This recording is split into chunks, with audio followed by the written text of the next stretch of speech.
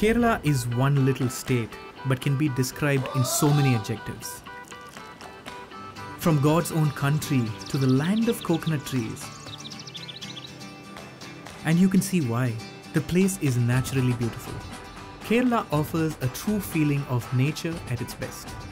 The winding backwaters, the dreamy houseboats, and the delicious local cuisine that has been influenced by the Arabs and Christians over time.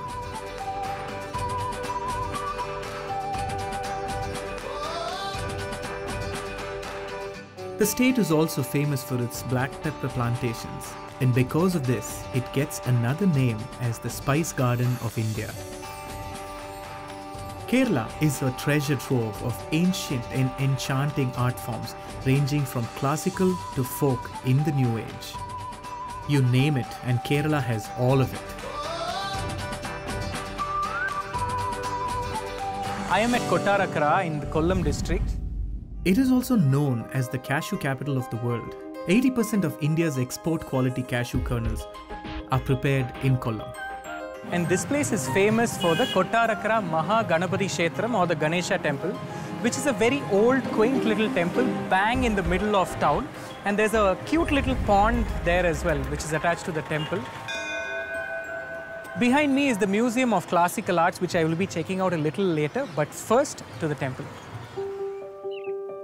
The temple was built during the rule of the Ilayadathu dynasty in the 14th century. Actually, the main idol is of Lord Shiva, but Ganapati is famous here.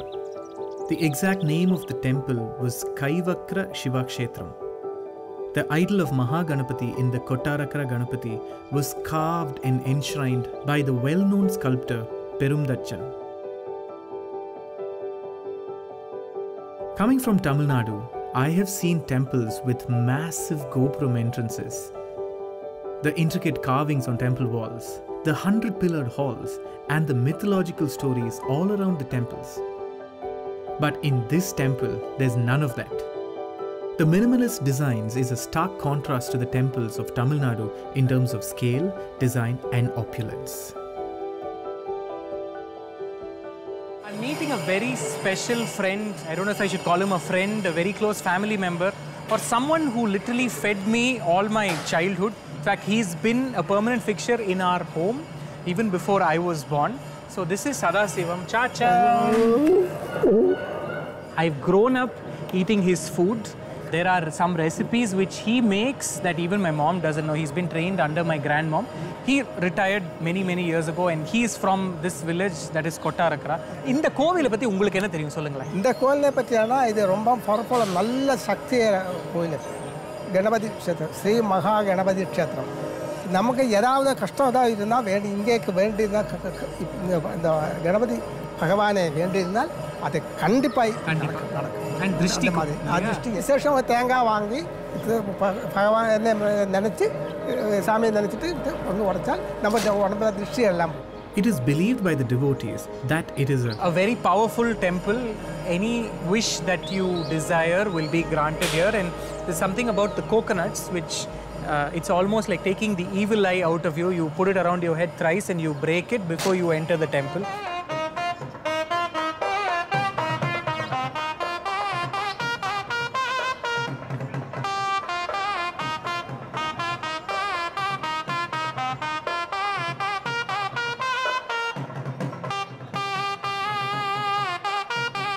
This is such an auspicious day at the Kottarakara Ganapati temple.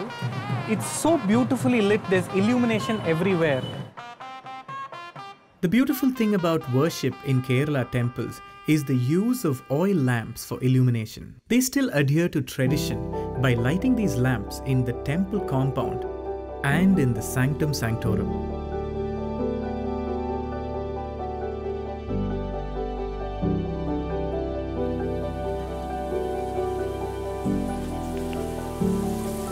This is the traditional recipe for Unniyappam that is made in the Maha Ganapati Kshetram here in Kottarakara. Rice flour is mixed with jaggery, some elaichi powder and a mixture of coconut oil and ghee. That's very interesting because I wouldn't have thought. I would have thought that either they fry it in coconut oil or ghee, but this is a mixture of coconut oil and ghee and they have a beautiful little appakara, as it is called, that forms the mold for the Unniyappam. This is probably the only temple where the deity is right there behind as I'm talking, and the prasadam is being made right in front of the deity. The significance behind the prasadam is the Lord sitting there is actually watching these Unniyappams being made.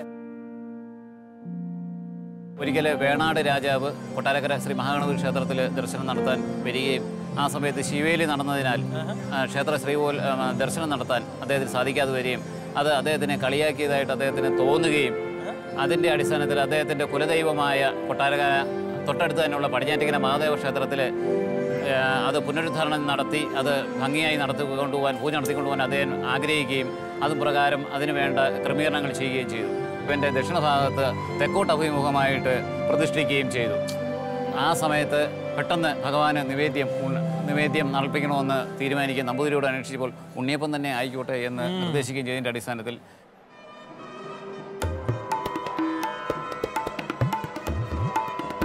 It is believed that the world-famous art form of Kerala, Kathakali, took birth in the land of Kottarakara.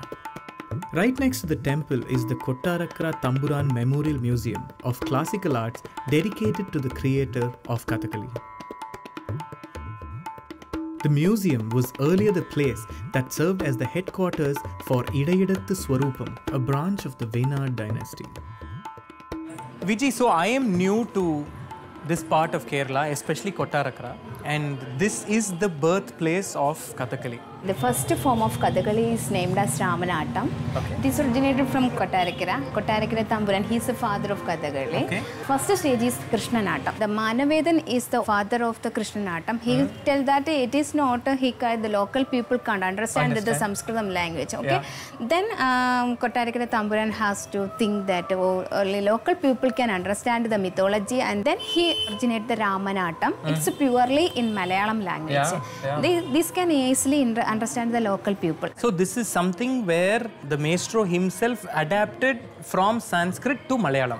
Sanskrit to Malayalam. How old is this art form? In the 17th century, it's originated from Ramanattam. It's divided into 8 parts. Okay. The first Ramanattam, there is no ornaments, dresses. It's the modern version of Kathakali. Sure. The facial mask and expressions, only local items. Then the modern Kathakali, it should arrange the ornaments and the dresses. We can understand this is tadi with the red tadi. That means the beard.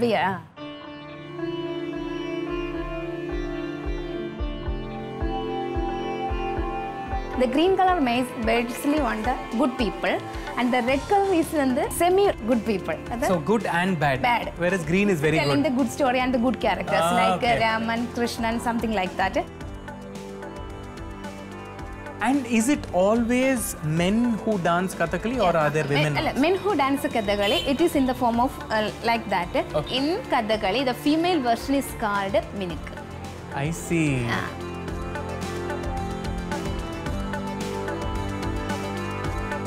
Do you see, being in Kottarakara, are there locals who are interested in Kathakali since it had its beginnings here? Kottarakara, there is a private institution named Kalamandalam. There is several kids are studying in Kathakali. Then today is our annual day. Here is a performance near the Kottarakara temple.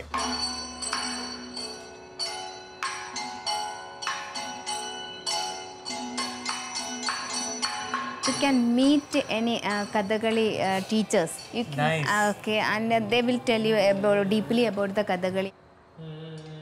எத்தனை வருஷமா உங்களுக்கு you've been teaching, you've been learning? 45 years. 45 years. எத்தனை நேரம் makeup போடுறதா இருக்கட்டும் இல்ல how long does it take? 4 hours. 4 hours for one makeup.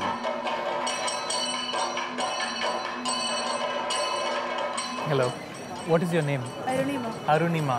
You are looking absolutely lovely. How long have you been learning? 2 years.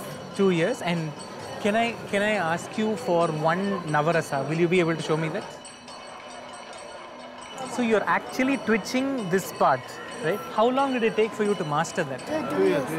So that's taken a good 2 years for just to get that particular Navarasam feature. Please show me some of the rasas. First, Sringaram. Second, Hasya. Raudram. Karunam, sorrow. Veeram, Bhayanagam, fever. Alpudam, wonder. Exclamation, wow, nobody. And Chanda.